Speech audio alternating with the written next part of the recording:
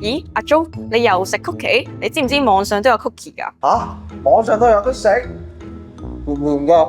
呢個 cookie 就唔係食嘅，佢其實係網站儲存喺你手機入面嘅小文件，就好似你去任何地方都會留低嘅足跡咁樣。佢寄嚟做咩啊？同廣告有咩關係啊？佢暗戀我啊？佢唔係暗戀你，其實廣告商就係靠呢啲記錄嚟實打目標嘅。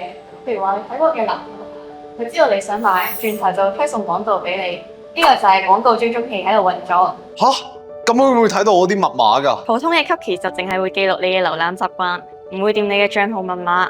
但係如果係惡意追蹤器嘅話，就會偷偷地將你嘅瀏覽記錄俾晒其他商家，變相就係泄露咗你嘅個人喜好。咁點樣先可以控制佢啊？有兩個關鍵，第一，定期清理 cookies，就好似定期清理櫃桶入面嘅便條咁樣，佢哋冇咗記錄就自然追蹤唔到啦。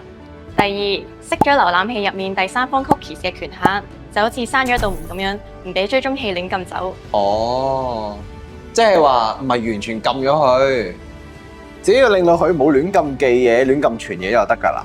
嗱，呢嚿真曲奇俾你，估唔到呢啲數碼曲奇都咁有學問。記得啊，上網就好似行街咁樣，俾人知道你睇過啲咩唔緊要，但係千祈唔好俾人一路跟住你行啊！名媛你清記錄，數字足跡自己控。